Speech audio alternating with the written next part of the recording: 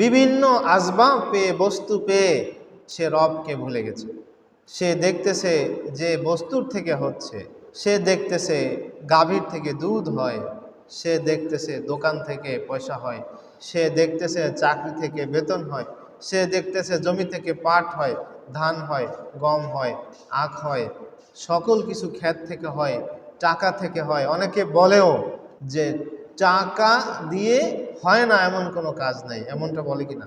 এমনও বলে মানি এই সেকেন্ড গড, টাকা হচ্ছে, আমি নিজের কানে শোনা, এরকম বলে মানি ইজ সেকেন্ড গড, মানে টাকা হচ্ছে 2 নম্বর খোদা, দ্বিতীয় খোদা।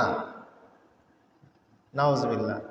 তাহলে এটাই হৃদয় থেকে বের করা, এর নাম হলো তাসকিয়া।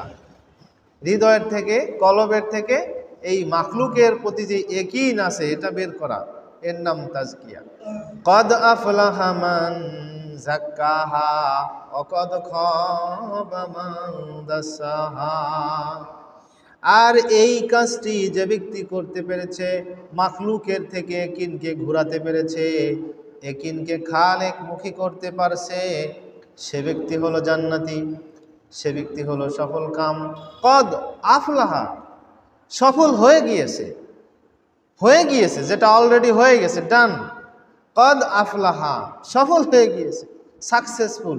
আমরা থাকবে মাকলুকের মধ্যে, তারপরেও সে বিশ্বাস করবে যে মাকলুক থেকে হয় না, এই মাকলুকের সৃষ্টিকর্তার পক্ষ থেকে হয়, আল্লাহর পক্ষ থেকে না হলে মাকলুকের কোনো শক্তি নাই। এই কথা যে হৃদয়ে আঁকতে পারছে, হৃদয় পটে আঁকতে পারছে, হৃদয়ের মধ্যে ধারণ করতে পারছে, এই তালিম যে শিখতে পারছে, এই শিক্ষা যে গ্রহণ করতে পারছে, কদ আফলাহা, সে হলো সাকসেসফুল, সে হলো আসল শিক্ষিত, এবং সে হলো জান্নাতি।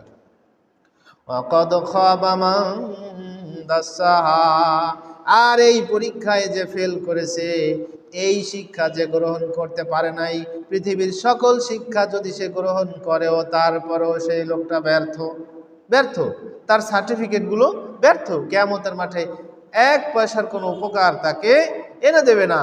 তার ডিপ্লোমা, তার ডিগ্রি, তার পয়সা, তার বাহুবল, তার ক্ষমতা, তার পোস্ট, পদবি, পজিশন কিয়ামতের মাঠে তাকে নাজাত এনে দিতে পারবে না।